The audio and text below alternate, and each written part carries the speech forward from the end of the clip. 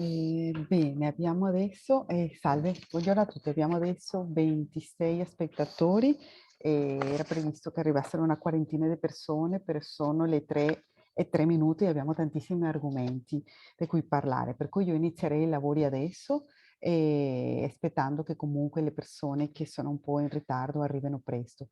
Buongiorno a tutti, sono Helen Gonzalez di Unione Camere del Veneto e faccio i saluti a nome del nostro presidente Mario Pozza, che è molto dispiaciuto di non essere qua con voi, ha dovuto avere un impegno impostergabile e va bene, porto io i saluti da parte sua.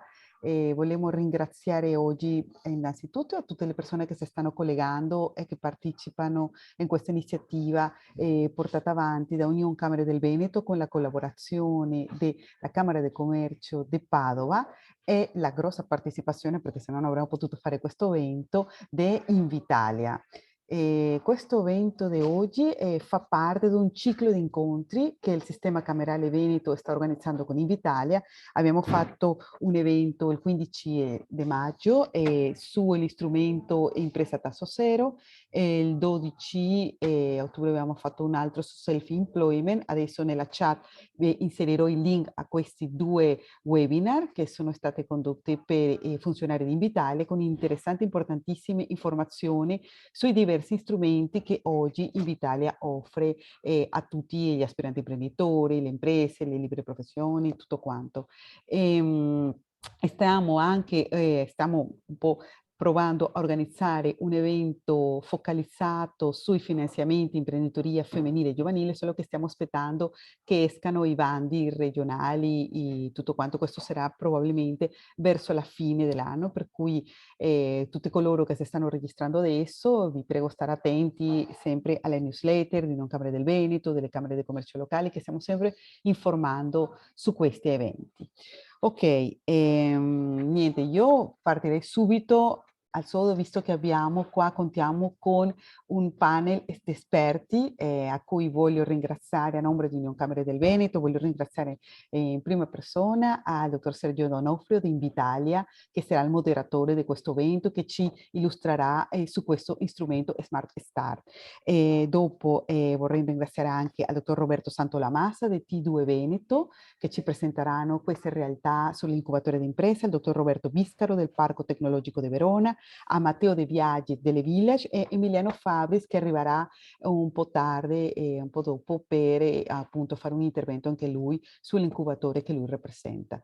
Io do subito la parola a Sergio, a Nicola, che saranno i moderatori di questo evento, e rimango qua in regia nel caso che ci sia qualche problema. Faccio solo un accorgimento, abbiamo il chat dove le persone appunto possono inserire le loro domande che saranno risposte in vivo, e potete anche in alcun momento alzare la mano, anche chiedere di attivare il vostro microfono per intervenire, per fare delle domande. Questo momento di oggi vuole essere un momento interattivo, è un momento riflessivo, è stato creato proprio per voi e per quello abbiamo appunto tutte queste belle persone interessanti e molto capaci, rappresentative del sistema delle start-up innovative nel Veneto. Bene, grazie a tutti e sì, torno qua. Okay. Ok, grazie, grazie per la presentazione, grazie dell'invito e buon pomeriggio a tutti. Io sono Sergio Donofrio e sono un business analyst senior di Invitalia, nonché uno dei referenti del sistema Invitalia Startup, che è un network di cui vi parlerò a breve, che vede coinvolti i principali attori dell'innovazione in Italia. Oggi sono qui per parlarvi in maniera specifica di un incentivo che è Smart Start Italia, che è rivolta alla creazione e allo sviluppo di start-up innovative. Quindi proverò anche grazie al vostro contributo e a quello dei relatori, degli altri relatori, a, come dire, darvi più informazioni possibili per comprendere il funzionamento di questo incentivo, quindi le caratteristiche, le spese ammissibili e tutto ciò che può essere utile appunto per poter applicare con questo incentivo. Prima però vi farò una breve presentazione di Invitalia, di quelle che sono le attività che svolgiamo e con una particolare attenzione a quelle che sono le azioni che vanno al di là della gestione degli incentivi, quindi i servizi che noi possiamo offrire alle start-up e non solo. Allora, Invitalia è l'Agenzia Nazionale per l'attrazione degli investimenti e lo sviluppo d'impresa, di proprietà del Ministero dell'Economia, anche se noi collaboriamo con tutti i ministeri e con la pubblica amministrazione in generale. E la mission di Invitalia è quella di accompagnare la crescita e lo sviluppo del paese attraverso, con particolare attenzione alle aree di crisi e ovviamente all'occupazione, e questo attraverso una serie di strumenti e di azioni. Ad esempio, noi forniamo assistenza tecnica alla pubblica amministrazione, un esempio è appunto la digitalizzazione della pubblica amministrazione. Siamo centrale di committenze e stazione appaltante, ad esempio il Colosseo, diciamo, i lavori che stanno facendo il Colosseo, appunto gestiamo noi, siamo la stazione appaltante, finanziamo iniziative di ogni dimensione e infine, non per ultimo ovviamente, gestiamo tutti gli incentivi nazionali che sono destinati alla nascita e allo sviluppo di imprese con particolare attenzione alle start-up innovative. Qui sono rappresentati tutti gli incentivi che sono in portafoglio Invitalia. Come dicevo, una parte sono destinate alla creazione di nuove imprese, quindi start-up, altre destinate allo sviluppo di start-up, quindi di imprese già esistenti, e poi un capitolo a parte sono i grandi investimenti che sono gestiti con uno strumento che si chiama contratti di sviluppo. Attualmente ci sono alcuni incentivi che sono non disponibili perché sono terminate le risorse, però vi posso garantire che negli ultimi anni c'è stato un continuo, come dire, processo di rinnovazione, di rinnovamento, sia per quanto riguarda gli stessi incentivi che hanno visto delle importanti modifiche, sia l'avvio di nuovi incentivi che, come dire, fanno crescere il portafoglio Invitalia e soprattutto l'offerta per chi vuole appunto avviare un'attività. Perché tanti incentivi? Allora, il legislatore ha pensato appunto bene di cercare di andare in profondità rispetto alle esigenze e le differenze che sono sia delle imprese che dei vari territori. Per questo motivo che ogni incentivo ha una sua caratteristica e diciamo, anche un obiettivo importante. Le differenze nascono appunto dal destinatari, dalle agevolazioni che vengono concesse e anche dal taglio degli investimenti che possono essere concessi. Oggi, come dicevo, parliamo di Smart Start Italia, che è destinata alle start-up innovative, che ha un investimento che può arrivare fino a 1,5 milioni e che è applicabile in tutta l'Italia. Qui una breve panoramica di quelli che sono diciamo, gli incentivi in funzione del taglio dell'investimento e appunto del grado di sviluppo. Alcuni numeri. Questo per far capire come in questi anni appunto si è riusciti a ottenere dei risultati anche significativi. Ad oggi sono state finanziate più di 130.000 imprese, di cui quasi 1.300, questo è un dato che appunto va aggiornato perché ci sono state nel frattempo nuove ammissioni, quasi 1.300 start-up innovative finanziate con sistema Invitalia, scusate, con Smart Start Italia.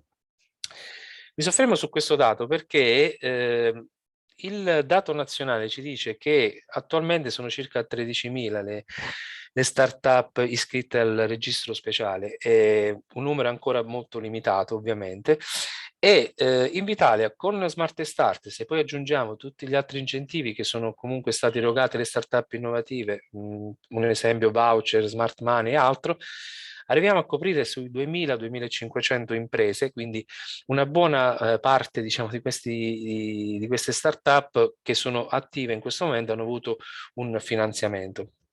Complessivamente abbiamo attivato investimenti per circa 10 miliardi. Questo è un altro dato molto importante perché per quanto riguarda le start-up innovative, uno dei problemi che sono maggiormente evidenziati è che sono in numero ancora non sufficiente, sono di piccole dimensioni, ma soprattutto ci sta una carenza di investimenti pubblici e privati. Ovviamente Invitalia qui rappresenta lo Stato, quindi l'investimento pubblico, ma con l'obiettivo appunto anche di incentivare e di sollecitare appunto l'avvio anche di processi di investimento privato. Allora, come vi dicevo, oltre a gestire gli incentivi, Invitalia offre una serie di servizi. Ad esempio abbiamo dei programmi specifici rivolti anche ai nuovi imprenditori, abbiamo Factor Impresa, Spin, abbiamo il nostro hub presente al sud, Bravo Innovation Hub. Però mi volevo concentrare in particolare su due servizi. In primis l'orientamento e l'accompagnamento. Questo perché c'è anche, credo ci siano un paio di domande su questo tema. Allora, Invitalia offre dei servizi di orientamento, quindi attraverso webinar, tutorial, video, cerchiamo di rappresentare i singoli incentivi e quindi di approfondirne diciamo, i requisiti principali. Però è previsto anche un servizio di accompagnamento che è invece un servizio che viene erogato alla singola persona, quindi ci sono dei incontri one-to-one che sono dedicati proprio al progetto che viene presentato. E diciamo nell'ultimo anno abbiamo seguito più di 1000 start-up. A queste si susseguono una serie di altri servizi come appunto gli Investor Day, le azioni di visibilità, formazione, mentorship e anche il tutoring. Però tutto questo lo facciamo anche e soprattutto grazie al sistema Invitalia Startup. Che cos'è il sistema Invitalia Startup? È il network che vede coinvolti i principali incubatori, acceleratori e associazioni di business angels in Italia. È nato nel 2018, in continua crescita, già ad esempio questo dato 69 da aggiornare perché sono in corso almeno 2 o 3 nuovi ingressi. Oggi sono presenti 2 nostri importanti partner, vedo Roberto collegato, ma stiamo parlando di diciamo partner che hanno una vitalità importante perché l'obiettivo del network è quello di fare in rete. Quindi ci danno la possibilità, quindi sono loro che danno la possibilità a noi di andare sul territorio, di incontrare gli attori dell'innovazione, che sono sicuramente loro, ma tutto diciamo il sistema che li comprende, ci dà la possibilità di far conoscere gli incentivi e i servizi di Invitalia. E quindi ci dà la possibilità quindi di proporre la finanza agevolata e anche quindi di associarle eventuali capitali privati. Io li definisco i nostri ambasciatori sul territorio e, per darvi un'idea di quello che è il contributo che danno a questo sistema, sugli accompagnamenti che noi facciamo, quindi sulle domande che noi seguiamo, più del 78%, credo siamo arrivati al 79%, viene dal sistema Invitalia Startup, quindi sono gli incubatori, gli acceleratori che ci propongono dei progetti. Per noi è importante per un motivo molto semplice, perché loro fanno una prima selezione, cioè verificano la bontà di un progetto e quindi con noi provano a verificare la possibilità appunto di finanziarla attraverso gli strumenti che noi agevoliamo. Ci sono 2 partner qui oggi del Veneto, un terzo che spero a breve farà parte, quindi stiamo parlando delle Village, e diciamo, la nostra presenza è capillare, è una presenza nazionale e l'immagine deve far capire come stiamo parlando di connessione, cioè qui non stiamo parlando di competitor. Ognuno ha una sua, degli skill, una sua verticale, dei track record molto importanti. È proprio il sistema che sta, come dire, aiutando anche Invitalia a crescere e a far emergere, diciamo, l'innovazione in questi territori. E a proposito di innovazione, parliamo in maniera specifica dell'incentivo Smart Start Italia. Non so se ci sono delle domande, se volevamo approfondire alcuni aspetti sui servizi o se vado avanti con Smart Start, perché abbiamo detto che è una presentazione interattiva, quindi in qualsiasi momento se ci sono... Guarda Sergio, c'era una domanda di Mirta Riva sulla chat, diceva puntualmente come fare per contattare il sistema Invitalia da parte degli aspiranti imprenditori, cioè cosa devono fare. Per esempio oggi ne abbiamo come ospiti 4 o 3 rappresentanti del sistema Startup Invitalia, come fanno? Li contattano direttamente? Tu cosa... Questo lo farei dire a loro stessi dopo, perché è giusto, perché bene. loro...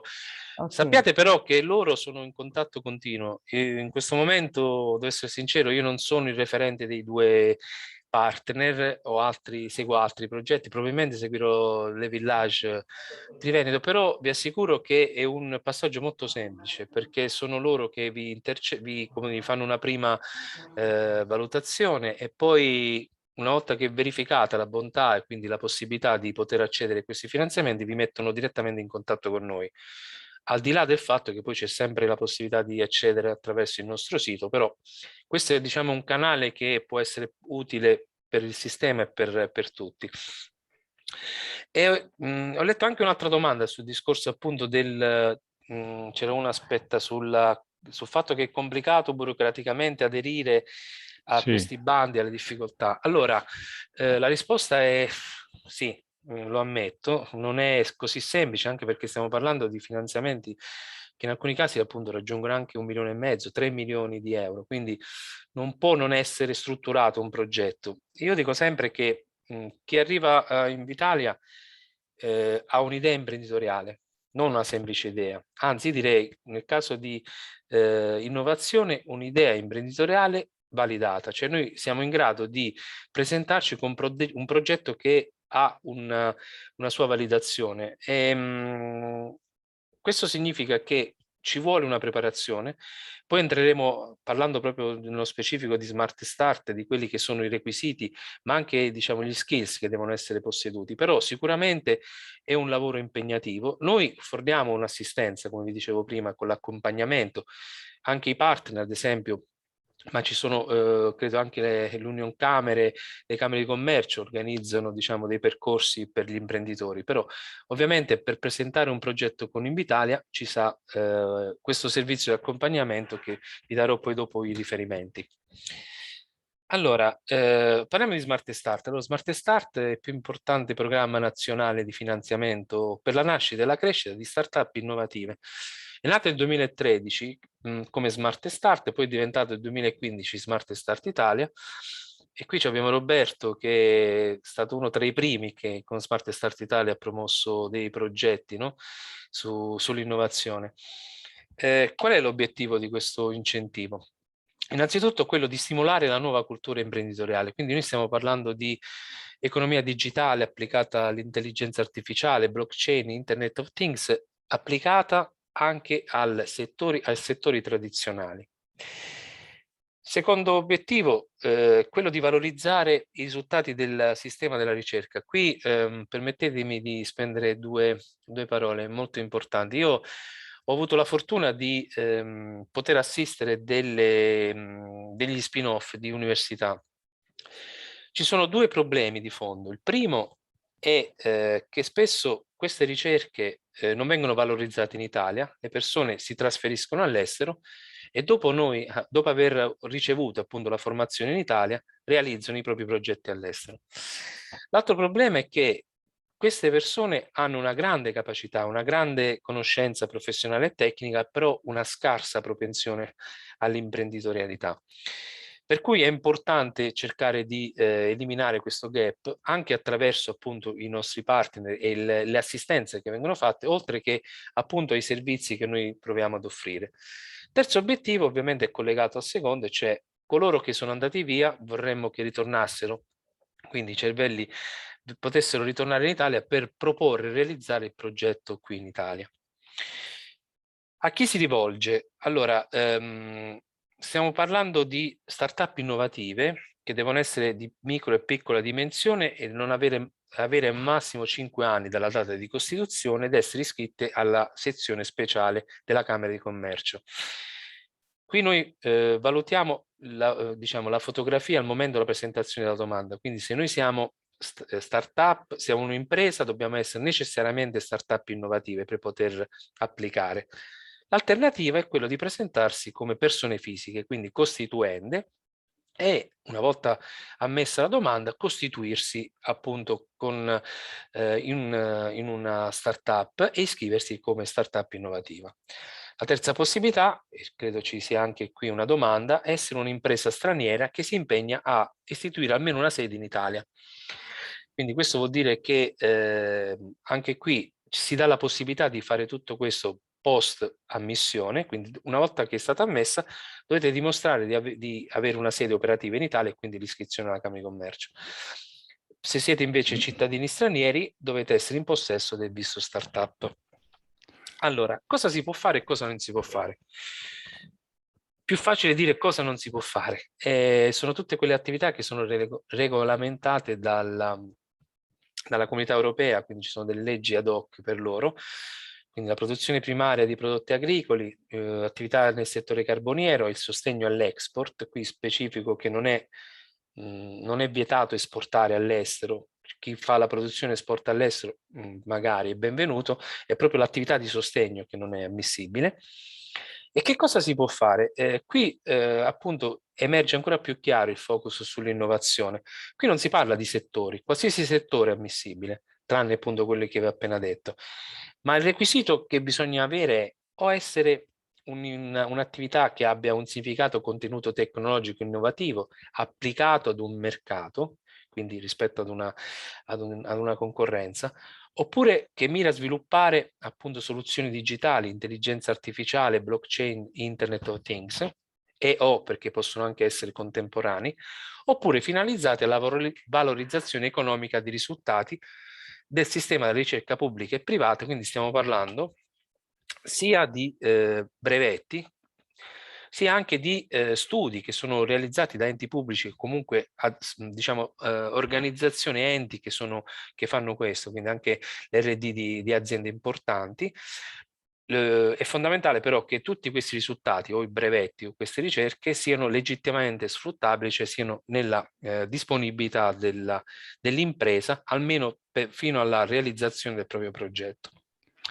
Sergio, Vai. scusami se mi introduco. Buongiorno intanto a tutti, sono Nicola Berti dalla Camera di Commercio di Padova.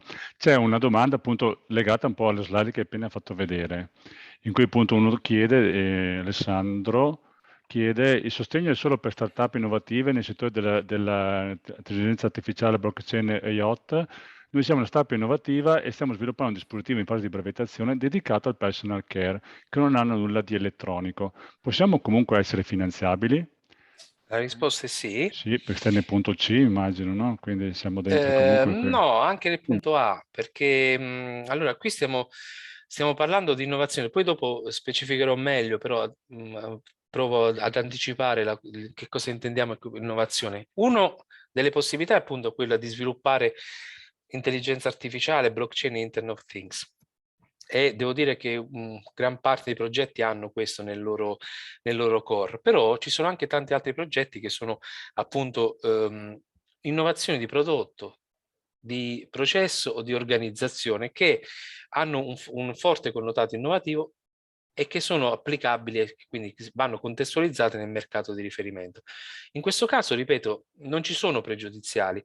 L'importante è avere l'innovazione. L'innovazione è intesa come un progetto, un prodotto che, scusate, un progetto che sia scalabile, quindi che cresce e che sia difendibile e che quindi noi siamo in grado di dimostrare, non a caso appunto più c'è tecnologia, più si ha la possibilità di, come dire, di difendere il proprio progetto e la propria impresa, però come dire, non c'è un settore specifico che viene, è l'innovazione che fa la differenza.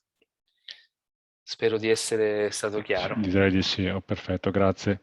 E scusami, prima Vai. parlavamo parlavi del discorso dei ragazzi italiani, insomma, così. C'era una domanda in cui dicevano, beh, siamo startup italiane ma distribuiti in Europa e in Italia con sede all'estero. È possibile fare domanda per questo bando anche al fine di registrarsi come startup innovativa? Che Allora, quella domanda era un po', sì, non ho capito. Sì, era un po', io diciamo che in realtà poi io ho chiamato anche loro, in realtà loro, cioè, secondo me è, io vorrei fare una startup innovativa in Italia con soci che sono comunque sparsi per il mondo, oppure potrei essere una società che ha la sede all'estero ma che voglia poi diventare, fare una sede in Italia con l'attività produttiva e fare quindi una startup innovativa, cioè potrei iscrivermi anche, si può fare si può sì, fare insomma, entrambe. certo. Quindi se sono già un'impresa esistente all'estero, posso presentare una domanda e come vi dicevo prima, poi devo avere ovviamente, devo dimostrare di avere una sede operativa in Italia e quindi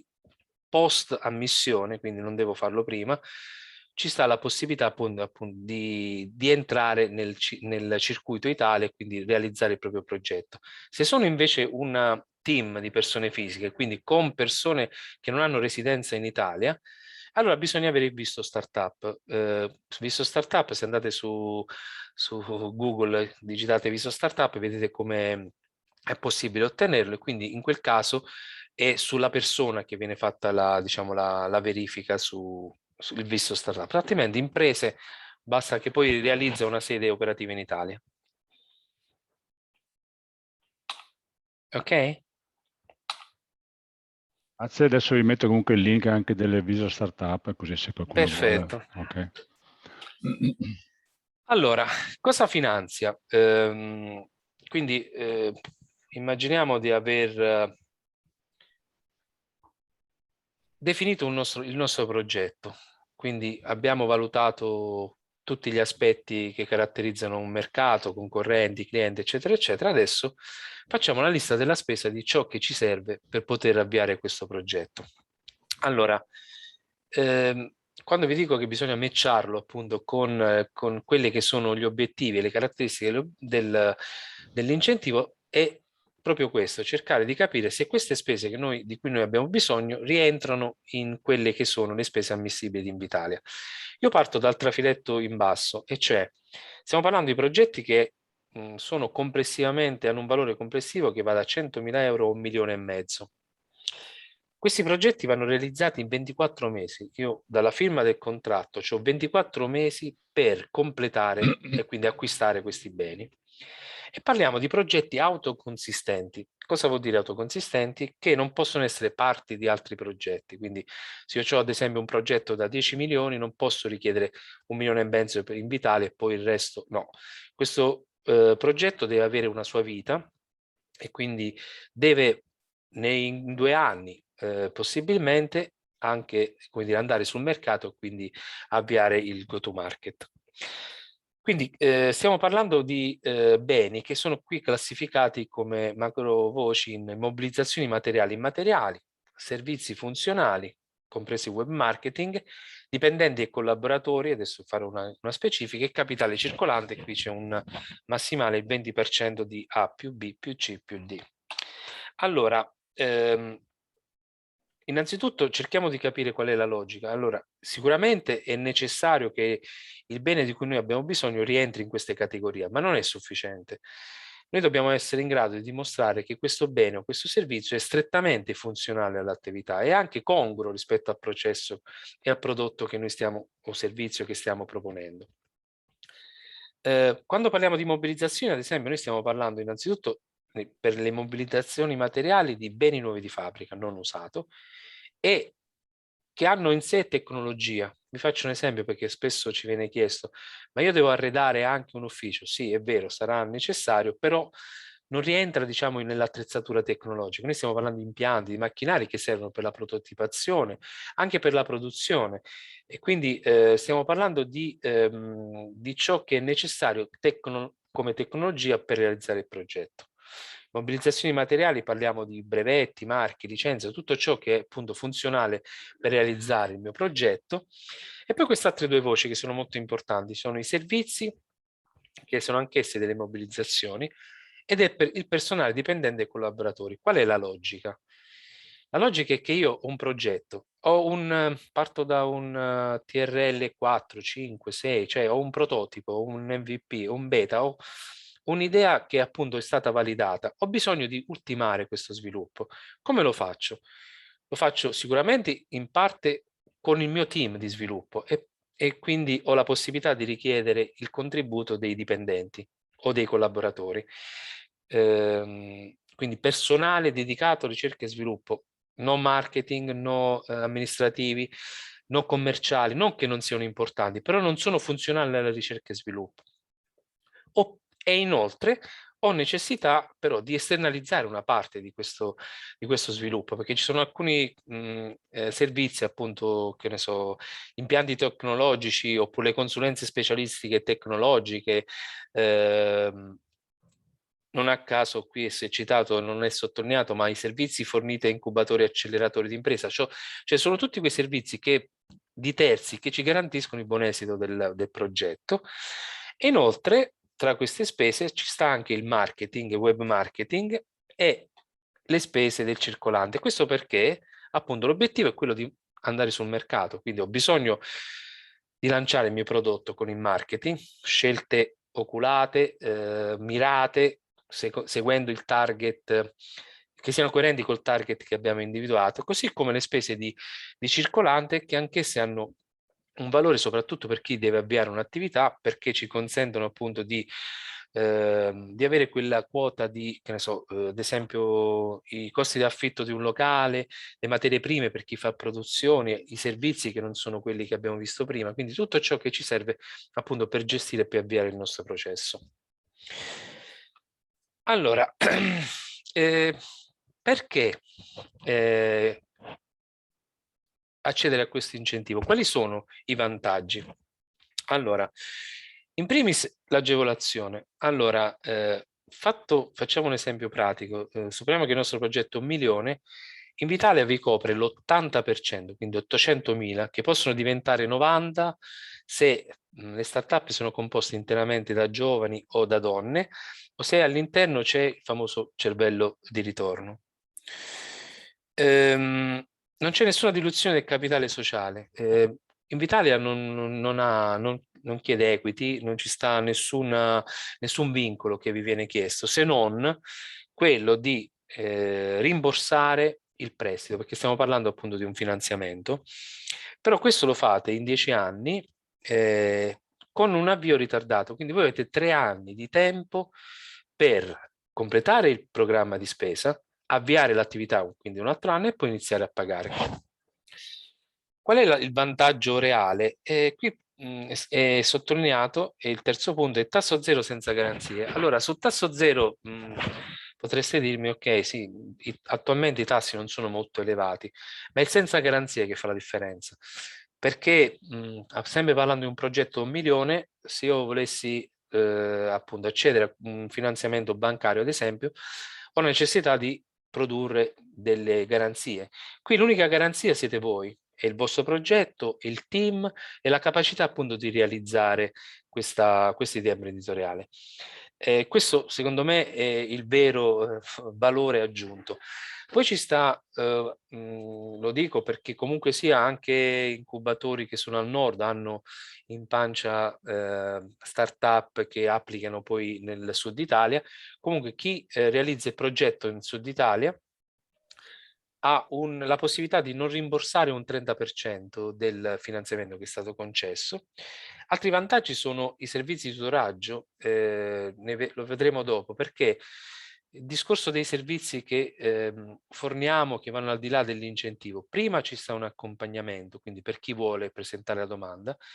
Il tutoring invece avviene nella fase in cui appunto io devo realizzare il progetto e ha come obiettivo quello di aiutarvi nella realizzazione, quindi proprio da un punto di vista tecnico, a far sì che il progetto venga realizzato nei tempi e nelle modalità previste dal contratto, e sia dal punto di vista gestionale. Noi organizziamo una serie di webinar che vedono relatori anche molto importanti a presentare appunto azioni rivolte a formare su, ad esempio, marketing, su come si gestisce un team. Sono tutti aspetti che carenze che a volte ci sono all'interno di un team e che possono essere appunto approfondite. Gli altri vantaggi sono legati alla rendicontazione che vedremo nelle prossime slide, e inoltre, e non da poco ovviamente, questi finanziamenti sono cumulabili col fondo di garanzia e il credito d'imposta. Allora, erogazione del finanziamento. Questo è un aspetto molto rilevante che spesso non viene considerato con la giusta attenzione, perché è importante, una volta ottenuto allora, partiamo dal presupposto che firmare un contratto, quindi vedere ammesso il proprio progetto, è un punto di partenza. Ok, adesso ho la disponibilità di questi soldi, però per ottenerli devo fare delle cose. E quindi devo spendere questi soldi, lo devo fare seguendo una logica. Ci sono due possibilità.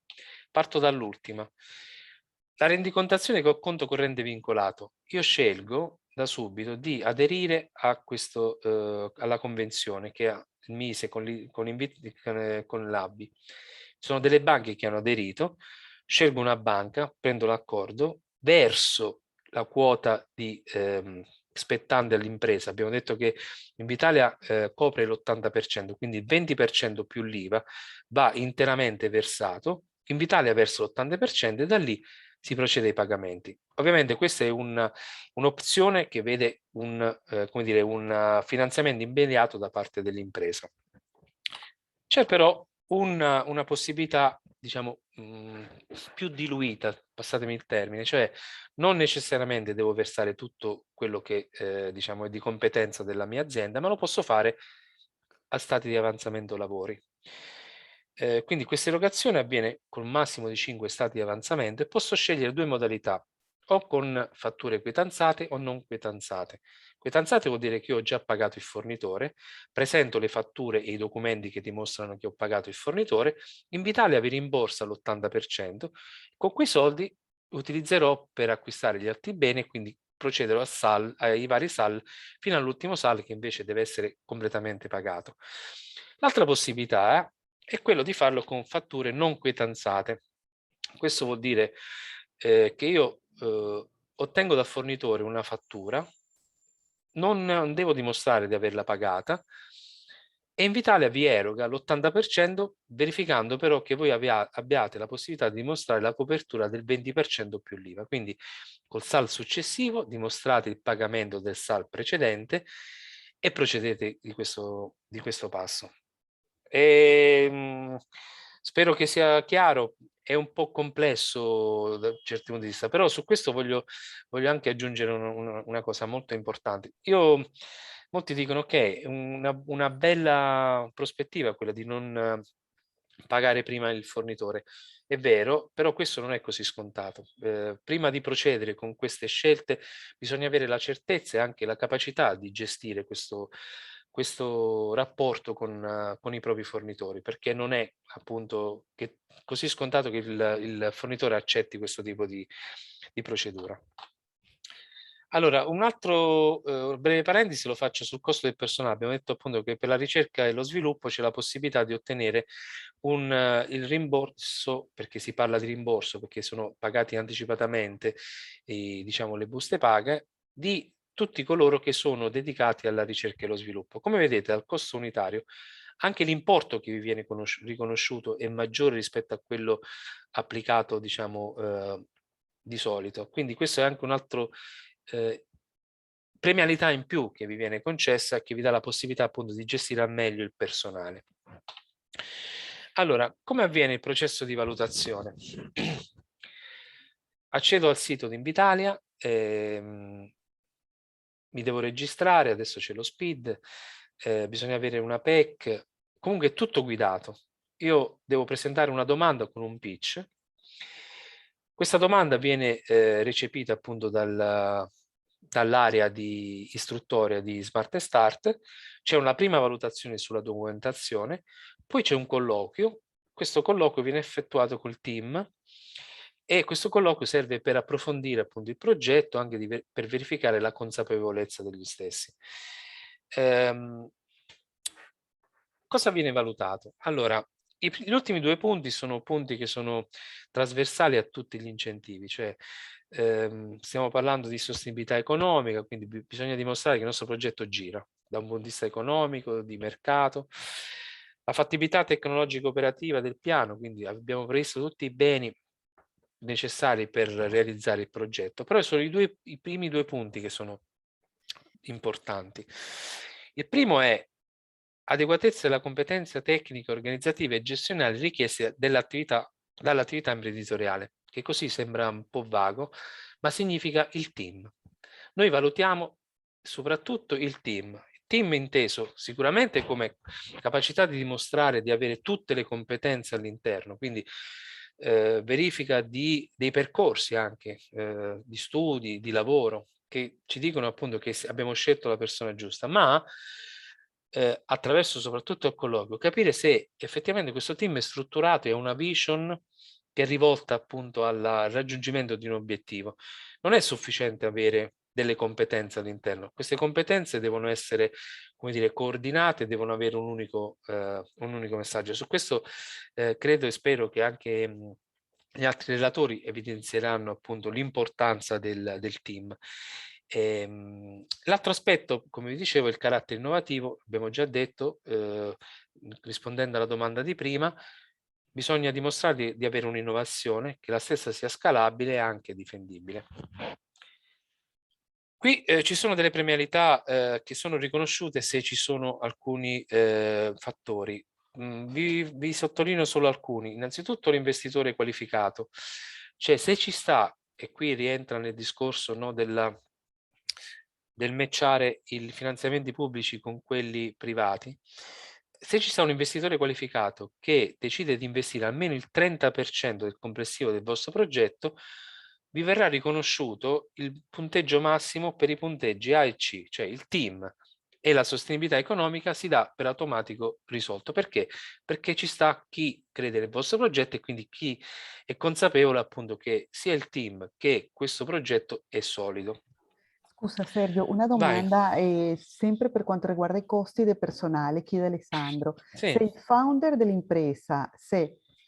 dell'impresa lavorano nelle R&D, possono essere inseriti nei costi? In quale fascia di costo? Allora, qui ci sta una questione legata a una direttiva dell'INPS. Se sei socio, io posso essere ricompreso, diciamo, nel team di ricerca e sviluppo e diciamo, il livello dipende dall'attività che svolge. Quindi se sono un CTO, ovviamente sarà il più alto, il 75 se non ricordo male, appunto alto livelli dirigenziali. Se invece sono uno sviluppatore, quindi c'è un'attività di più basso livello, è 27 euro. Se sono invece l'amministratore, non è possibile perché appunto l'INPS ci ha fornito un'indicazione in cui si dice appunto che l'amministratore non può essere assunto e quindi ci sta questa incompatibilità. Per il resto, appunto, qualsiasi socio può entrare, ovviamente noi valuteremo anche le competenze perché appunto stiamo parlando in maniera specifica di ricerca e sviluppo. Se ho risposto, altrimenti se ci sta da chiarire.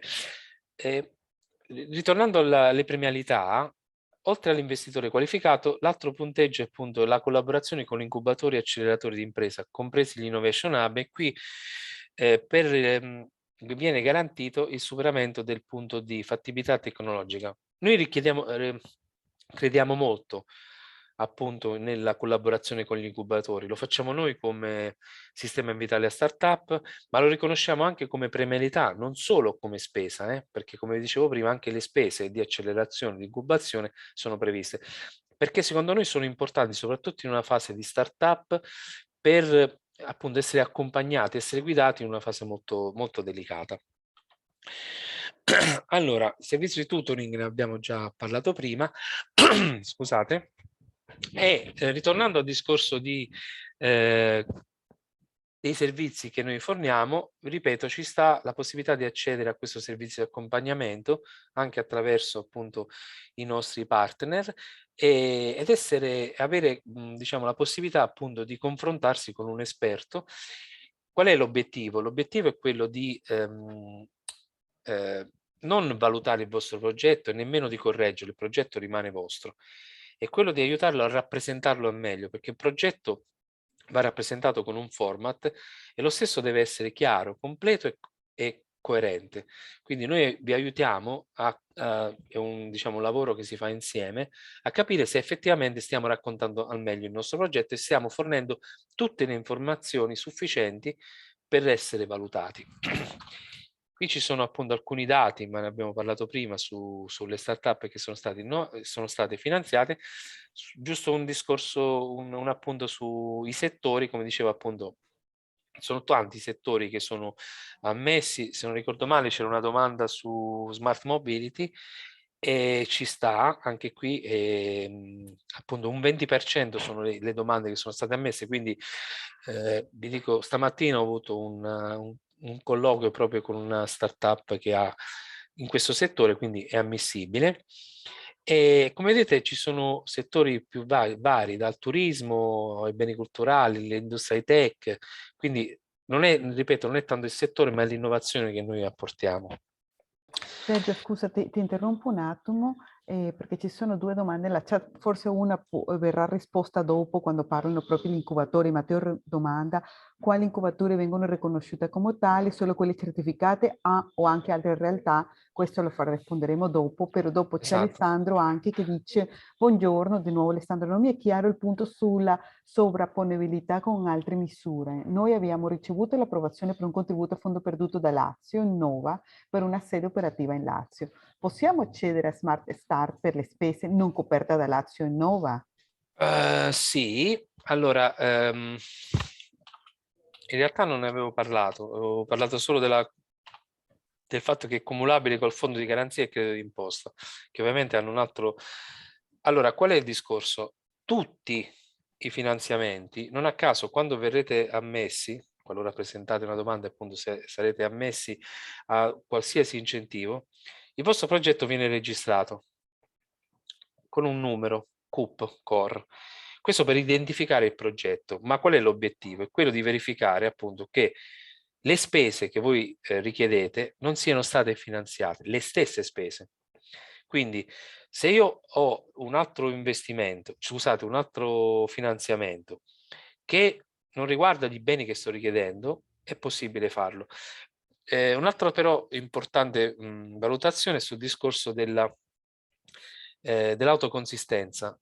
Quindi, ripeto, non può essere una parte di un progetto. Quindi se io ottengo un finanziamento per ottenere, come in questo caso, se ho capito bene, per esempio ci sono alcuni sul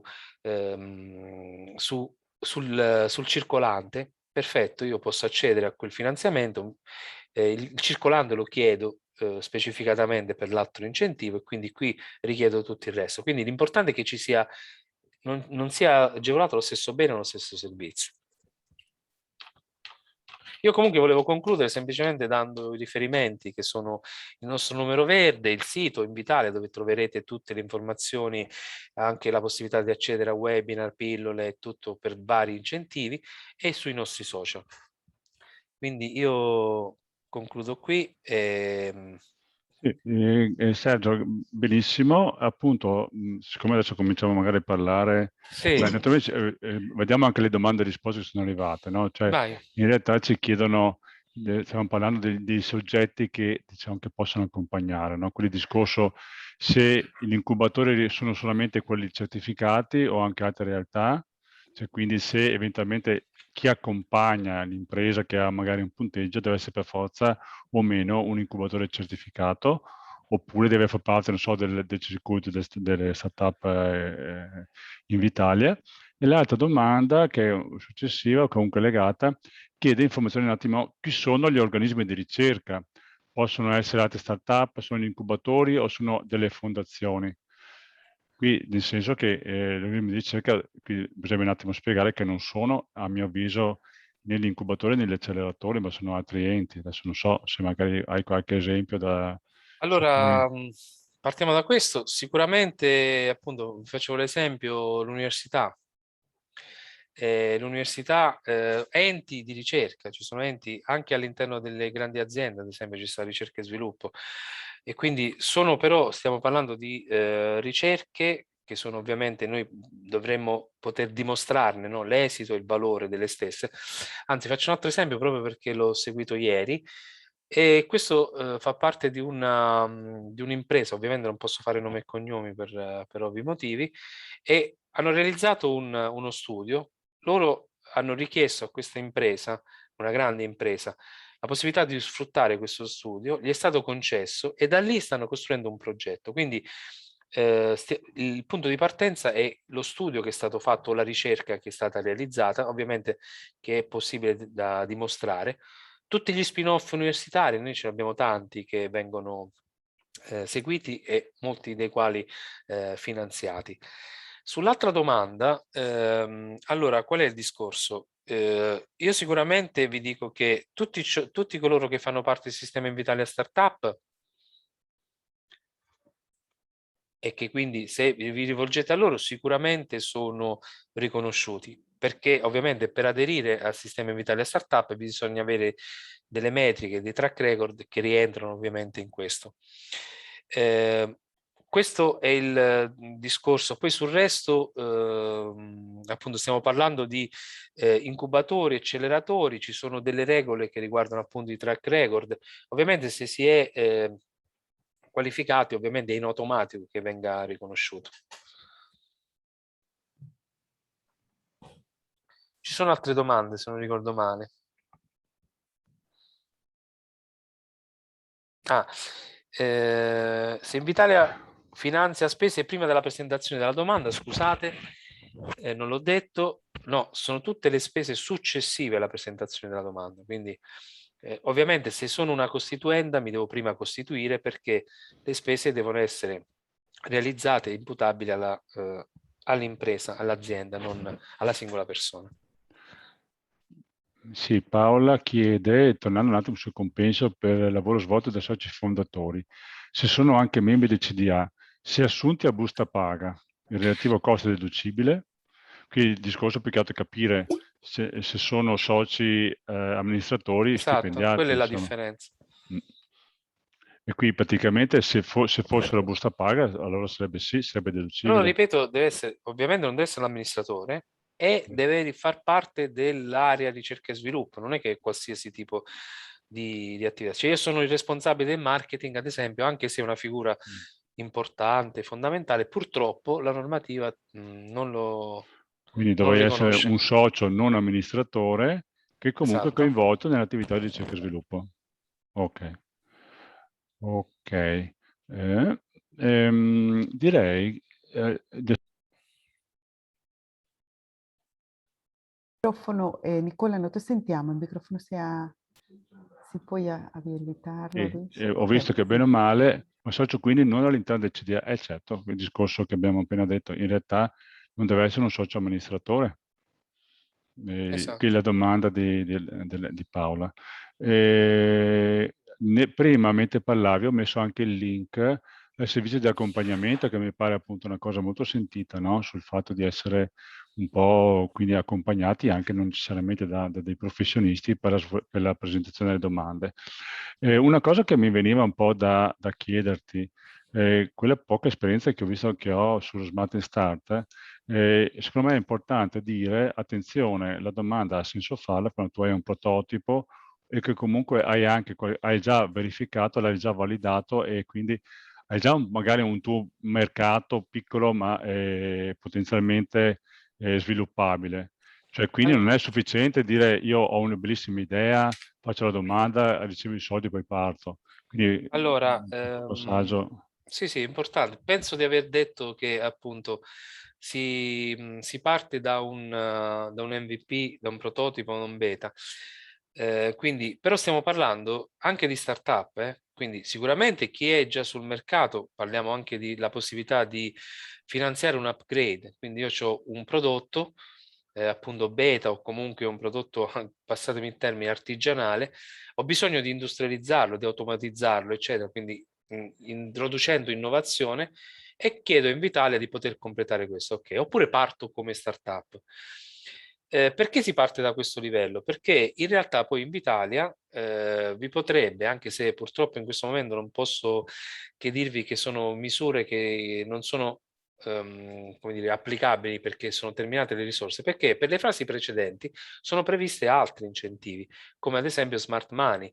Smart Money, che è un altro incentivo molto importante, spero che venga rifinanziato il prima possibile, anche con un aumento, e penso che gli altri relatori sono d'accordo con me, diciamo, dell'importo che viene riconosciuto, perché lì stiamo finanziando proprio i servizi che vengono offerti proprio dagli incubatori, proprio per testare il proprio progetto, perché c'è un'altra domanda in cui mi dico, sì, ma io prima di arrivare al prototipo ho bisogno di fare dei test. Questo è quello che finanzia Smart Money, ad esempio. Smart Start invece ci troviamo già in una fase leggermente più spostata in avanti, quindi io ho già un prototipo e lo devo completare lo sviluppo e ovviamente andare sempre sul mercato. No, sei muto? Ok. Eccolo qua, ok, benissimo, dai, diciamo ci siamo. Se ci sono altre domande direi che possiamo cominciare anche a presentare gli altri, diciamo, soggetti presenti in questa, diciamo, durante questo incontro, che sono appunto soggetti che possono essere utilizzati da startup o potenziali startup per incominciare a essere accompagnati come gli incubatori oppure, per esempio, come gli acceleratori per imprese già esistenti. Una domanda: i costi per una campagna di crowdfunding di prodotto sono ammessi? No. Cioè, allora, il crowdfunding ha come obiettivo appunto quello di far entrare dei capitali. Quello che vi posso dire sul crowdfunding è questo, che è una delle uniche azioni che può essere realizzata, come dire, in continuità senza che ci siano modifiche. Vi spiego meglio. Quando io presento il progetto, presento un team o una startup, tra il momento della presentazione della domanda e la firma del contratto io non posso apportare alcuna modifica. L'unica eccezione è proprio quando ci stanno campagne di crowdfunding in corso, proprio perché queste campagne poi portano comunque alla partecipazione minima del capitale e quindi Sì, questo è ammesso. diciamo la domanda è crowdfunding di prodotto e non di equity, quindi in Sì, realtà sì. dice crowdfunding per essere aiutati a produrre, non per fare entrare soci, ecco, campagna di vendita, ecco. Beh, secondo me non è antitetico, però No, no. ecco, ma può essere, diciamo, spesata anche questa l'attività che io faccio per dare vita a un crowdfunding di prodotto. Dico, non so, potrebbe essere magari a che fare con la consulenza magari di qualche operatore, potrebbe diventare anche non so, nel marketing, adesso butto là, cioè, al limite. Probabilmente sì. Bisogna un attimo vedere, sì, ok, bisogna un attimo Io l'ho capire. vista finanziata in Smart Money. Quello sì. Mm-hmm. Diciamo che appunto quelli Smart Money e gli altri due, Perché siamo in una diciamo, fase precedente, sì. sì. Ok. Cosa dici, Sergio? Cominciamo un attimo a presentare gli altri soggetti, Ma ci anzi, cosa mancherebbe, dici? anzi. Quasi. Più che altro che, può essere utile perché dopo alla fine voi capite che insomma nel Veneto c'è comunque una rete di soggetti, questi diciamo noi facciamo riferimento insomma sia a soggetti che collaborano, sono dentro il sistema Startup Italia di Invitalia, oppure comunque anche soggetti che sono presenti sul nostro territorio, che stanno diventando e che comunque sono diciamo importanti per chi vuole diciamo fare attività di impresa sotto forma di startup innovativa. Direi che a questo punto potremmo cominciare anche a presentare, chiedo un attimo partendo dalla lista un po', presentiamo uno alla volta i responsabili insomma di questi diciamo soggetti di cui andiamo a parlare, che sono il Parco Scientifico e Tecnologico di Verona, T2I, Starcube e del Parco Scientifico Parco Galileo e le village della Credito Agricole Triveneto che sta aprendo a Padova. Dopo ci racconterà meglio Matteo a che punto sono già operativi, però dopo ci racconterà. Ecco, direi, diamo la parola intanto a Roberto Viscaro, ci racconta un pochino chi è il Parco Scientifico Tecnologico di Verona, cosa fa, cosa sta facendo e cosa farà. Bene, buon pomeriggio. Sono il titolare del Parco Scientifico Tecnologico di Verona, che è una realtà che è nata circa 22-23 anni fa con gli altri parchi scientifici del Veneto ed è stata privatizzata, una piccola privatizzazione, no? Nel 2015. Per certi versi il motivo della privatizzazione ha a che fare con Smart Start, perché doveva essere liquidato il Parco Scientifico e Tecnologico di Verona. Siccome però a febbraio del 2015 avevamo presentato 4 Smart Start ed erano passati tutti e 4. E a questo punto abbiamo deciso di andare in regione, da Veneto Innovazione. Abbiamo acquistato le quote della regione Veneto e siamo partiti da là. Quindi, per certi versi, il Parco Scientifico e Tecnologico di Verona è una startup di Smart Start. È una storia un po' particolare. Illustro velocemente le nostre caratteristiche, perché siamo una realtà che penso con alcune particolarità. Innanzitutto è stata privatizzata da un gruppo di professionisti, ha in pancia tuttora il 30% del parco a disposizione di professionisti interessati, e oggi ha una quindicina di start-up che segue e diciamo una 10-15 piccole e medie imprese. Il nostro focus è certamente sulle start-up, però è sulla nascita di nuove imprese in generale.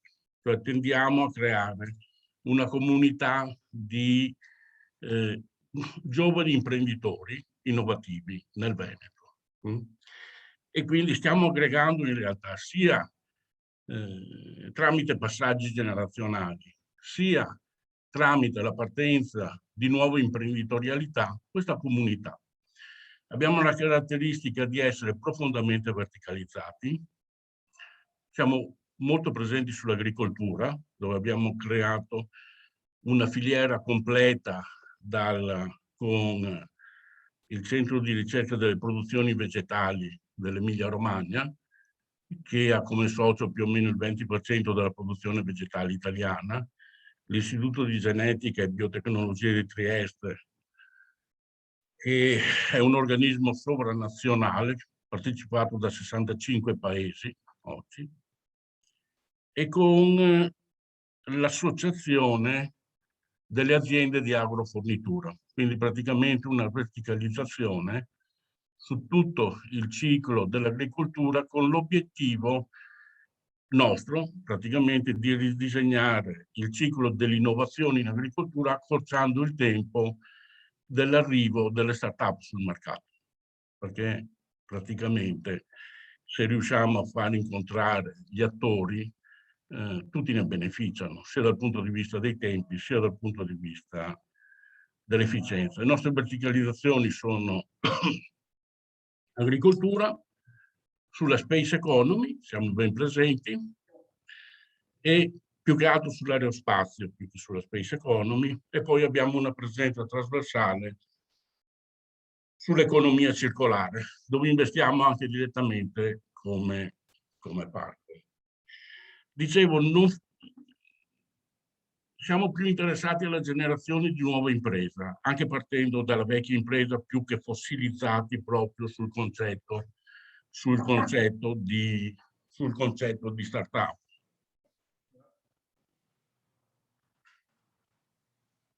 Ho aperto la porta. Sì. Intanto nel frattempo io ho postato il link del vostro sito, ok? Eventualmente su questo... Mettete YouTube, il sito di YouTube. Sì, la presentazione di YouTube è più aggiornata. Ok, va bene. Allora, siamo focalizzati dal punto di vista del funding sulla finanza pubblica, in particolare sulla Regione Veneto, dove operiamo sui bandi per le start-up innovative, sui bandi per i ricercatori e soprattutto sui bandi di aggregazione. Sempre il concetto di aggregazione per mettere insieme le start-up assieme ad aziende, piccole e medie aziende del settore, sempre nell'ottica di favorire questa condivisione e di creare dei primi cicli cliente-fornitore. Poi, più o meno su buona parte degli strumenti di Invitalia, li usiamo praticamente tutti, li conosciamo. Su Smart Start abbiamo fatto circa 14-15 con una decina di successi, e sul Trentino, perché il Trentino ha agevolazioni interessanti. Verona è sulla direttrice da Modena al Brennero, ci ritroviamo molto vicini, quindi di conseguenza un po' di ragionamenti li facciamo. Altra caratteristica nostra è che lavoriamo in quota importante in Work for Equity, come previsto oltretutto dalla legislazione, con un limite massimo del 12%. Non superiamo per statuto il 12% di partecipazione, proprio per permettere l'entrata di soci con capitale senza che questo crei dei problemi. Siamo, come si intuisce, con questo tipo di policy, ovvero il fatto di lavorare molto sulla finanza pubblica e col work for equity, tra virgolette, piuttosto freddi sull'entrata di venture capital nelle prime fasi, perché ci piace vederli quando comincia l'espansione commerciale, cioè quando lo strumento pubblico, quindi il superamento della fase iniziale di seed, il superamento della fase di prototipo, ha bisogno, come dire, ha dato sufficiente certezza al capitale privato perché questo possa entrare e svilupparsi. Da questo punto di vista penso sia anche interessante l'evoluzione che negli ultimi 2 anni ha avuto Smart Start e l'apertura che su Smart Start ha dato il fondo di venture capital della Cassa Depositi e Prestiti, che è uno degli strumenti sui quali noi insomma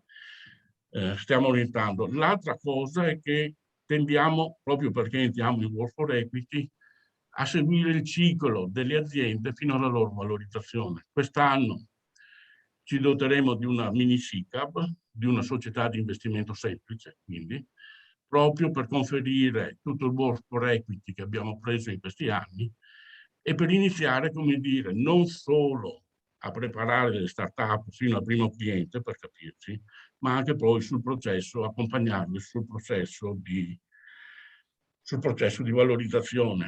Come servizi diamo quelli che ho detto prima, sulla finanza pubblica, tutta quanta la parte di privativi industriali.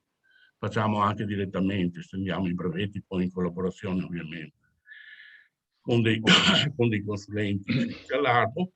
Aiutiamo molto sullo sviluppo mercato. Abbiamo una startup innovativa fatta assieme a una rete di mediazione creditizia per favorire i finanziamenti presso il mondo bancario, sempre con il tema dell'MCC sostanzialmente. E per ultimo, adesso ho finito, diciamo che proprio perché lavoriamo su un'ottica lunga di tempi, perché lavoriamo dall'inizio fino alla valorizzazione, perché poi una parte dei nostri guadagni avviene con quella, quando usciamo, diciamo che oltre a far crescere l'impresa, tendiamo a far crescere gli imprenditori. Da questo punto di vista che è probabilmente la cosa che ci rende anche più orgogliosi proprio nella costruzione di questa comunità di persone. Perfetto, grazie Roberto della tua spiegazione molto esaustiva. Io darei adesso la parola a Roberto Santolamazza, T2I, che come capirete sono presenti su più province, adesso ci racconterà lui un pochino cosa fanno e appunto prospettiva, eccetera, eccetera. Grazie, grazie Nicola, buonasera a tutti, grazie dell'invito, è un piacere partecipare a questa tavola proprio perché comunque diciamo parliamo di strumenti e di quotidianità, essendo appunto partner di Invitalia ormai da qualche anno e diciamo collaborando un po' fianco a fianco sull'uso di alcuni strumenti. Allora, se mi permettete, vorrei condividere qualche slide che mi hanno preparato i colleghi per essere più preciso, ecco, nel darvi giusto qualche informazione su chi è T2I. T2I è partecipata da numerose camere del sistema camerale veneto e rappresenta l'agenzia per l'innovazione più importante in termini dimensionali su questo territorio, con, come è già stato detto, diciamo, una presenza in più province. Le nostre aree di specializzazione sono diverse, sono 5, considerate che siamo circa 60 persone divise in 4 sedi. Abbiamo ad esempio una sede di laboratori accreditati a livello internazionale che fanno test e certificazione prodotto. Abbiamo altre specializzazioni verticali, siamo il più grande patent library office italiano, quindi nodo dell'Ufficio Europeo Brevetti, e ci occupiamo di sviluppo strategico di proprietà intellettuale, quindi ovviamente titoli non solo brevetti ma anche design, marchi eccetera. E questo è un ingrediente molto importante per lo sviluppo e il consolidamento di qualsiasi impresa, in particolare per nuove imprese. E poi siamo Digital Innovation Hub nominato dalla Commissione Europea ormai dal 2017 su questo territorio, quindi mirato alla diffusione delle tecnologie digitali, in particolare in alcuni settori per i quali abbiamo anche un laboratorio e su cui lavoriamo molto sia sul tema delle competenze che dell'orientamento verso le nuove tecnologie, e questo anche attraverso la partecipazione a programmi europei gestiti direttamente da Bruxelles, diciamo come il grande mondo di Horizon Europe in questo momento. Insieme poi a partnership e accordi di collaborazione internazionale molto estesi, come anche con un lavoro ovviamente abbastanza fitto con le principali università locali e nazionali. E non ultimo, siamo anche un ente accreditato presso la Regione Veneto sul tema della formazione superiore continua e servizi al lavoro, quindi lavoriamo molto anche sul fronte delle competenze. E questo è un elemento fondamentale perché per quanto ci riguarda parlare di innovazione, soprattutto nella piccola impresa, significa parlare di competenze, di portare e lavorare su nuove figure professionali, introdurre nuovi talenti in azienda, lavorare sui modelli organizzativi per rendere ad esempio un po' il verbo, diciamo così, dell'open innovation carne viva in azienda. E nell'ambito di questo aspetto abbiamo concentrato la nostra azione anche sul tema di lavorare molto sulla nuova imprenditorialità.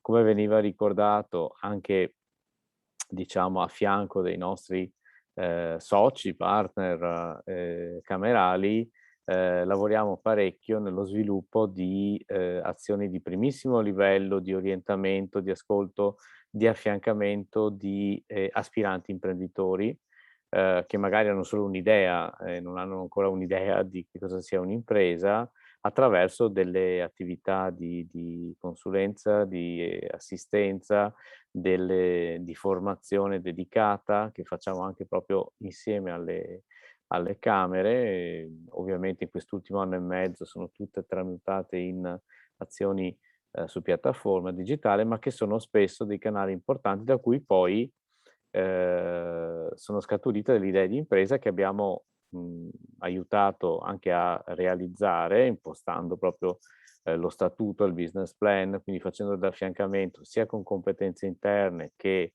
una rete di professionisti ovviamente verticali su alcune tematiche, e insieme ad esempio alle camere di commercio di competenza, grazie al servizio AQI, abbiamo anche affiancato le start-up proprio nella creazione dell'impresa.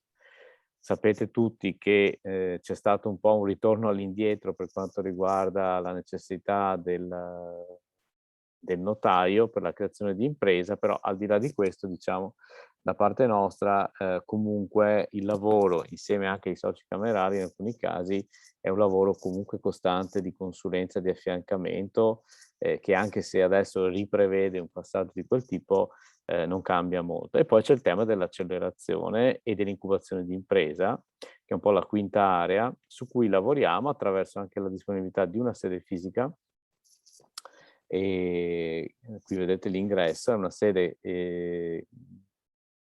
basata a Rovigo, dove in realtà vi devo dire abbiamo solo pochi private office, abbiamo 7-8 startup innovative che hanno anche un private office presso di noi, ma che in realtà è la base dell'incubatore d'impresa. Siamo incubatore certificato dal Ministero dello Sviluppo Economico e sapete tutti che penso che nella normativa delle startup innovative l'incubatore certificato dal MISE è un po' il complemento a uno per quanto riguarda un certo tipo di servizi, e quindi vi dico, diciamo, oltre a quelle che fisicamente sono incubate qui, considerate che siamo quasi a una 60ina di startup, tutte innovative, che sono nel nostro percorso di accelerazione, che ha una carta di servizi che prevede un canone annuale in base al quale vengono date tutta una serie di pacchetti di servizi ovviamente personalizzati sul consolidamento, la crescita d'impresa, l'avvicinamento ad esempio a possibili investitori e sostegno ad esempio sullo sviluppo della parte marketing commerciale, eccetera, eccetera, partecipazione a startup contest e non ultimo ovviamente, anzi fondamentale, è anche l'avvicinamento verso strumenti come quelli di Invitalia.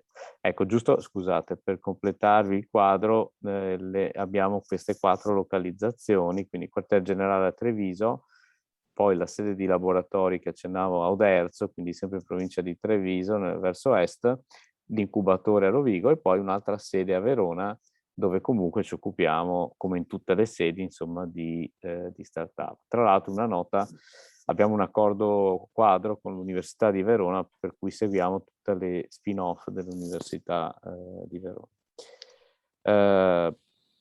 Ovviamente l'incubatore certificato, ripeto, non è un titolo, come dire, acquisito e basta, perché ogni 6 mesi va rinnovato, dimostrando un certo tipo di attività, una serie di competenze e un volume di attività di un certo tipo, e quindi è, diciamo, in qualche modo sinonimo anche di davvero ci troviamo davanti a fare un bilancio a fine anno, ci rendiamo conto di quante ore vengono erogate anche semplicemente per dare informazioni e orientare. Ecco, considerate, questi sono i numeri e la crescita da quando siamo divenuti incubatori di impresa. Ho messo nella chat questo messaggio, l'ho copiato. Ecco, qui vedete una selezione, ma sul nostro sito c'è una pagina aggiornata di tutte le start-up che attualmente sono nel nostro percorso di accelerazione. Qui vedete, immagino, insomma, non sia leggibilissima, diciamo, comunque una selezione tra le start-up che stiamo seguendo, e ovviamente giusto questo per darvi un'idea anche della differenziazione, dell'eterogeneità dei settori, e questo è anche abbastanza interessante perché viviamo in una regione con un'economia molto differenziata, con la presenza di numerosissime filiere, e quindi in molti casi questo è strettamente connesso con ovviamente anche la nascita di nuove idee imprenditoriali. E d'altra parte, ecco, una cosa importante su cui lavoriamo è il cosiddetto matchmaking, cioè il fatto di fare incontrare, di fare matching tra imprese consolidate, e questo territorio ha un numero di imprese molto importanti, anche diciamo ben disposte e orientate a semplicemente anche a guardare a questo mondo, al mondo delle start-up, e dall'altra parte, che non vuol dire necessariamente acquistarle, vuol dire ad esempio avere un accesso, se volete, accelerato, la possibilità di sperimentare magari un'applicazione tecnologica che diversamente sarebbe molto più faticoso per un'impresa strutturata magari organizzare in tempi rapidi. E dall'altra parte però la startup può fare un'esperienza molto interessante di lavoro con un'azienda che magari è sul mercato da anni e quindi ha già una conoscenza ben precisa di certi meccanismi. Quindi, e poi, come si dice, no? Se sono rose fioriranno. Quindi quello che una delle cose che facciamo è, al di là di presentare magari startup che riteniamo ovviamente abbiano raggiunto un certo stadio a possibili investitori o diciamo angels, eccetera, in generale è quello anche di fare dei matchmaking magari di industry, o comunque preparando i ragazzi a fare dei pitch con alcuni imprenditori proprio per capire se ci possano essere delle commesse. Tra l'altro faccio una nota, visto che prima si parlava di organismi di ricerca, ecco, noi siamo anche organismo di ricerca iscritto all'anagrafe del MIUR, ma col decreto sia con la legge delle startup innovative, ma poi con il decreto del Rilancia Italia, sono stati ancora più agevolati i termini in cui un'azienda consolidata, se dà una commessa a una startup registrata innovativa, ha dei benefici fiscali in termini di credito d'imposta molto elevati, paragonabili praticamente a quelli di un ente di ricerca come siamo noi o una università. Quindi questo è un altro elemento di grande attrattività, secondo me, per le startup innovative verso le aziende consolidate che purtroppo secondo me come leva di marketing diciamo non usano ancora a sufficienza.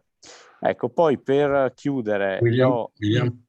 Scusami Roberto, scusa, sì. puoi chiudere il microfono, Roberto Biscaro? Grazie. Sì. Ecco, poi per andare verso la conclusione, io ho sintetizzato con i colleghi 3 proposte, diciamo così, visto che ormai lavoriamo su questi strumenti da tempo lavoriamo molto bene con Invitalia, però proprio guardando ai punti di miglioramento, se ne è già parlato nella presentazione del collega di Invitalia, però come proposte, quindi come punti, crediamo che per esempio, guarda caso io ho usato la terminologia dei progetti europei, potrebbero esserci soluzioni interessanti, ovviamente da studiare, da verificare, eccetera, per esempio in una logica di fast track, cioè il fatto che essere un incubatore certificato dal Ministero dello Sviluppo Economico, sappiamo, deriva da una serie di caratteristiche e di aspetti che diciamo danno un certo tipo di garanzia.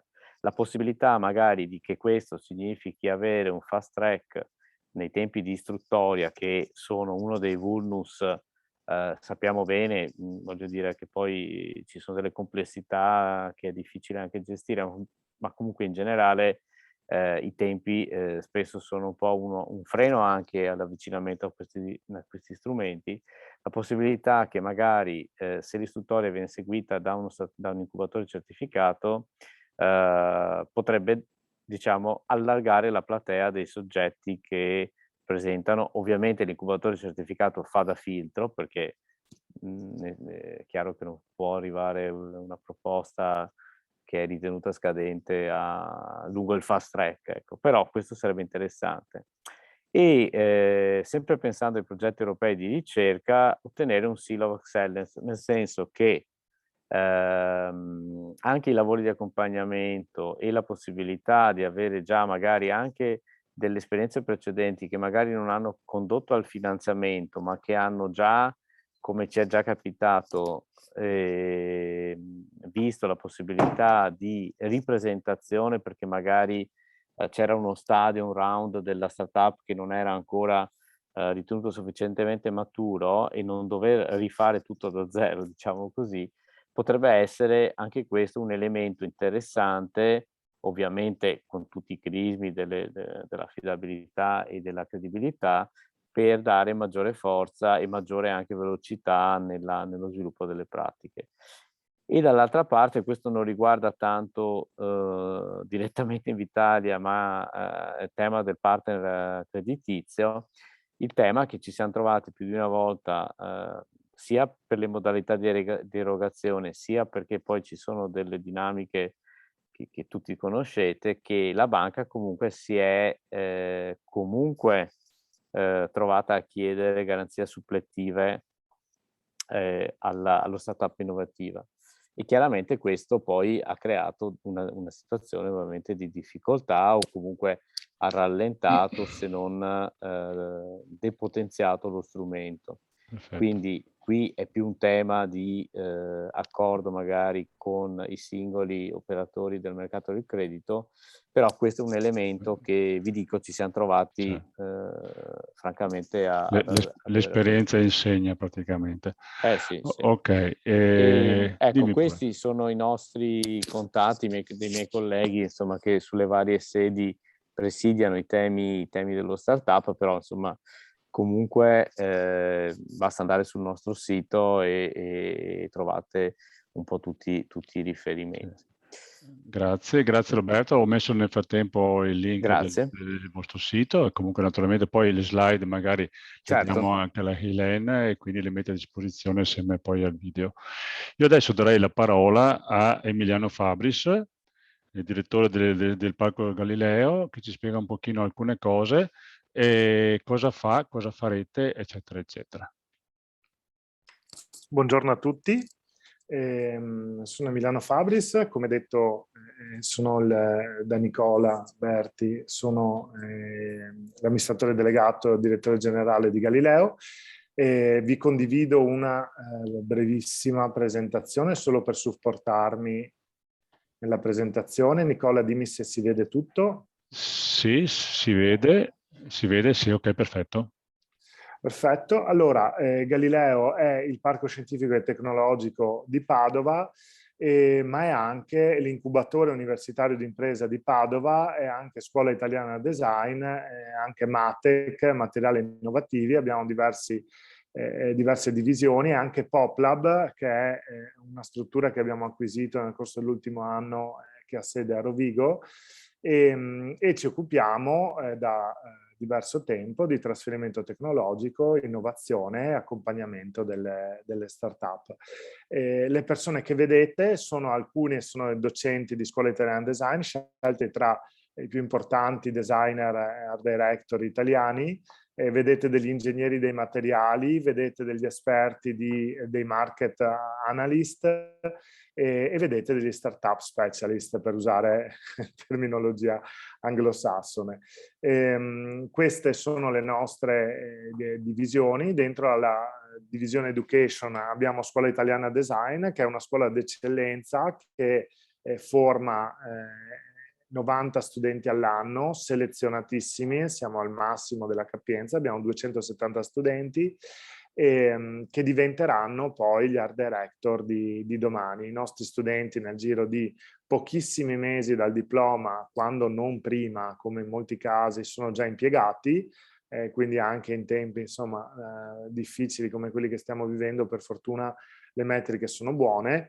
Esattamente come in StarCube, incubatore universitario di impresa di Padova, abbiamo dei tassi di sopravvivenza delle start-up a 3 anni che sono superiori al 92%, quando la media internazionale vuole che nei primi 3 anni di vita muoia l'80% delle start-up. Ecco, da noi ne muore l'8% e prima del Covid eravamo attorno al 2%. Quindi questo a dire che aver incubato e seguito più di 500 progetti di impresa nel corso dell'ultimo decennio, un po' di più, ha creato un team molto dinamico, molto abituato a seguire tutto il primo miglio, tutta la fase di pre-incubazione e i primi anni di vita. Specificità che fa sì che vedrete, poi abbiamo deciso di partecipare anche al progetto Le Village, la cui presentazione interverrà a brevissimo, proprio perché costruiamo un ecosistema assieme, no? Noi siamo specializzati nella fase in cui la startup deve costruire l'idea di impresa e poi deve validarla, e Le Village è specializzato nella fase successiva, quello dello scale up, quello in cui la startup fa il salto, no? Dimensionale. E cosa facciamo nell'R&D? Beh, nell'R&D facciamo queste cose qua, ve le faccio vedere. Lavoriamo per brand, per aziende grandi e grandissime, vengono da noi letteralmente da tutto il mondo, preferendoci a studi di caratura internazionale, ad accademie come Accademia di Eindhoven o ad altri grandissimi centri del sapere nella materia del design. E qui vedete un po' tutte le nostre competenze messe assieme a frutto in progetti estremamente complessi. Qui abbiamo sviluppato con Bonaveri, attraverso proprio la scienza dei materiali, il primo manichino completamente biodegradabile al mondo. E qua vedete come spaziamo da progetti per le giostre fino al tiragraffi per i gatti. Qui la sfida era inventarsi un oggetto che non fosse pet ma fosse furniture, quindi capire che oggi quando ci mettiamo un oggetto a casa, anche se per gli animali domestici, vogliamo che sia un oggetto che si integra in modo armonico e anzi che soddisfi il senso del bello, no? Oltre che quello funzionale.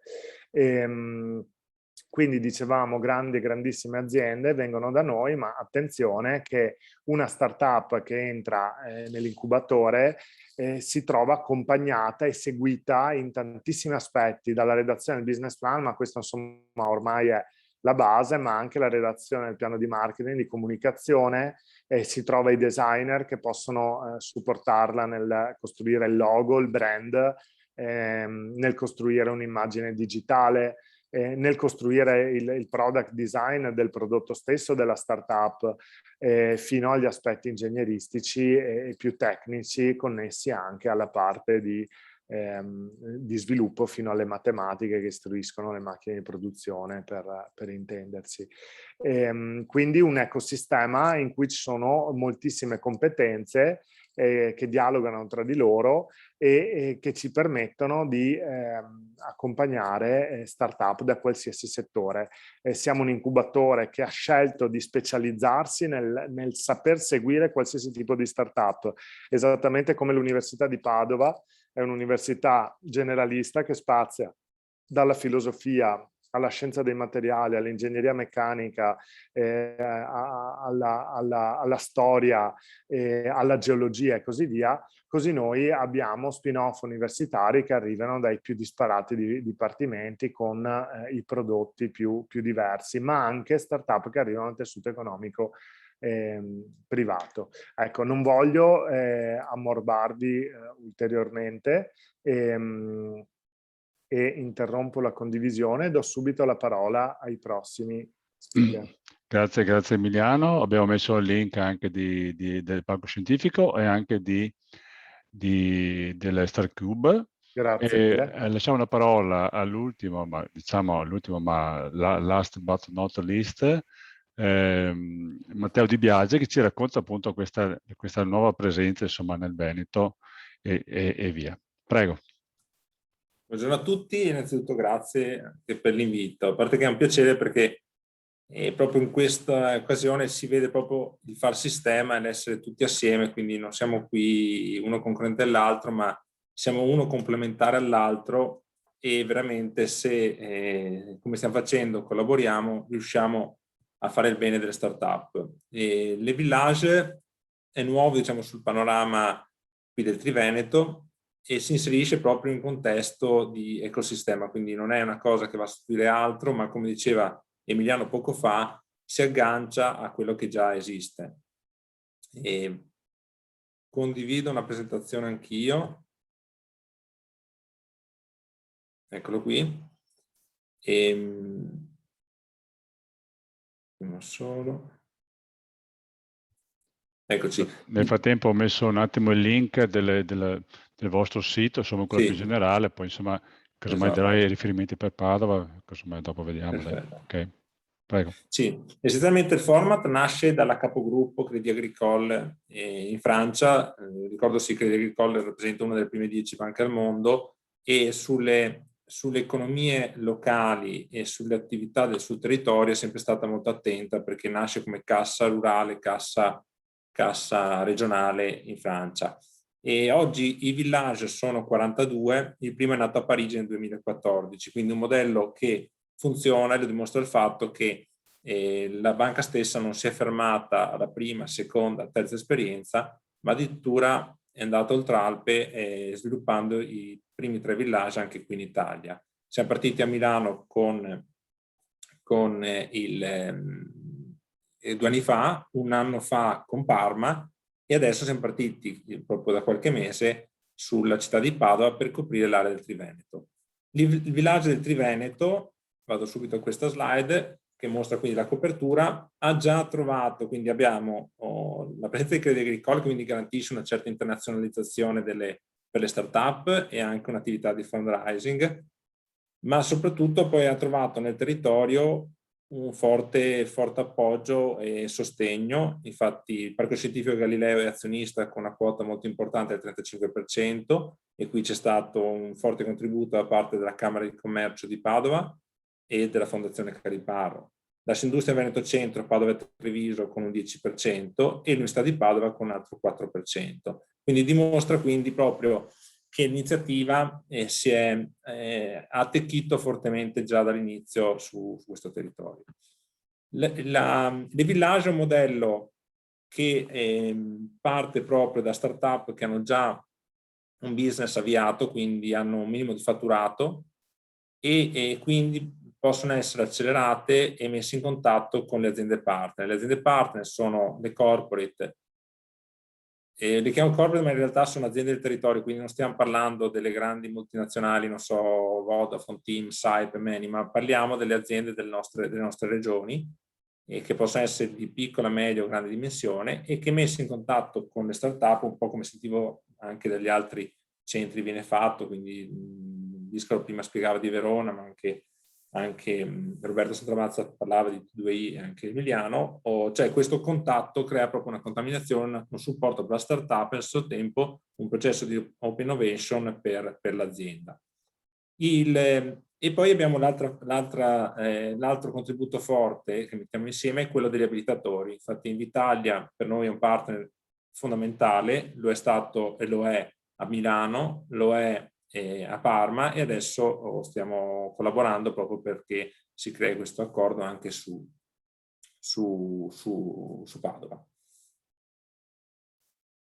L'altra caratteristica, io vado un po' veloce per punti perché il tempo non è tantissimo, ma intanto do delle indicazioni, poi se ci sono degli approfondimenti siamo a disposizione io e i miei collaboratori proprio per approfondire i vari temi. Però ecco, l'altra caratteristica di questo village è che si concentra sulla sostenibilità. È stato individuato con anche il contributo dell'Università di Padova 6 pilastri dell'Agenda 2030 delle Nazioni Unite sulla sostenibilità, in particolare la salute e il benessere, e quindi tutto il tema delle biotecnologie, l'acqua perché è un tema molto caro che agricole è molto legato al mondo dell'agricoltura, all'uso efficiente delle risorse idriche, l'energia, che ovviamente è un tema molto dibattuto ora, ma lo sarà sempre di più nei prossimi anni, imprese, innovazione e infrastrutture, le città, intese come città, smart city e mobilità sostenibile, poi il consumo, produzione responsabile, quindi le economie circolari e tutto quello che viene fatto anche per dare visibilità e evidenza che le filiere, le aziende e le loro filiere adottano modelli sostenibili. In questo ecco, andiamo a scegliere quindi start-up che possono rientrare in qualche maniera in questi capisaldi. Stiamo da un mese girando, incontrando molte aziende e già 8 aziende del territorio hanno aderito e altre sono in fase di adesione e tutte quante dimostrano un fortissimo interesse su questi temi e sulle start-up che si rivolgono a questi argomenti. L'altro giorno leggevo un'intervista del vice president di BlackRock che diceva che ci si aspetta che il grosso delle start-up da qui ai prossimi anni sarà proprio concentrato su questi temi. Qui vedete rapidamente la diffusione dei village, che ce ne sono insomma 42, tra Francia, Italia, Lussemburgo e uno in Israele. La sede, noi attualmente siamo con il Parco Scientifico, in particolare con StarCube, presso Via della Croce Rossa, e questo è un modo proprio di contaminarsi, iniziare a lavorare insieme, proprio come diceva Emiliano. StarCube si occupa proprio della fase iniziale di spin-off accademici e di startup molto valide in fase di avvio. Noi poi collaboriamo per poi proseguire il processo di accelerazione con noi, ma però siamo aperti a qualsiasi startup che si candida o che viene proposta anche da altri partner. La posizione ci andremo a posizionare poi successivamente con la metà dell'anno prossimo su uno spazio di 1800 metri presso la Stanga, quindi proprio all'incrocio dove c'è la cittadella, dove c'è già il parco scientifico presente, c'è Assindustria Veneto Centro al 3° e 4° piano e quindi si creerà proprio un polo anche molto concentrato su questi argomenti qui. Abbiamo come abilitatore sia il Parco Scientifico Tecnologico Galileo che ci aiuta e poi anche un altro leader in innovazione che è Jellyfy. Ecco, io mi fermerei in questi macro flash che possono un po' spiegare e dire cosa siamo. Poi per il resto sarà un piacere se ci sono contatti. Qui vedete le nostre email, sia mie che di Eleonora Coppola, che segue proprio di seguire le startup, e quindi rimaniamo a disposizione anche per approfondimenti. Grazie a tutti. Perfetto, grazie Matteo. Ecco, come avete visto, insomma, l'occasione di parlare di startup di Invitalia, di Smart and Start, è diventata l'occasione per fare un po' conoscere la rete presente sul territorio, no? Quindi, insomma, vedete che insomma, c'è un ambiente favorevole alla costituzione e alla nascita di imprese tecnologiche e via di seguito. Quindi diciamo che ci siamo e continueremo anche sempre meglio. La presenza è poi su tutto il territorio comunque veneto, per dire, ma insomma ormai sapete insomma, che i limiti territoriali insomma, valgono fino a un certo punto, quindi insomma ecco. Vi ha dato eventualmente, io metto qua anche il link sul nostro sito dove trovate i riferimenti ancora delle village, farate i riferimenti nella pagina diciamo di base che vi ho illustrato, che abbiamo messo insomma dei soggetti che sono presenti nel nostro territorio e che possono, in base alle varie competenze, dare un aiuto alle future imprese o alle imprese già esistenti. Vi metto qua anche il link, diciamo, quello più generale, dove trovate poi su tutti quanti quei soggetti di cui abbiamo parlato, che abbiamo incontrato un pochino oggi. Io direi, Helen, come siamo messi? Ci sono altre domande, altre cose? Mi pare di non aver visto domande ulteriori, quindi no, solamente per quello che avevi scritto sulla chat, che ribadisco ancora, sia le presentazioni che sono state fatte oggi, la registrazione di questo è stato registrato in vivo, in una diretta live in Facebook, ma sarà comunque caricato nel sito di Unioncamere del Veneto assieme alle presentazioni dei relatori che me le invieranno a breve.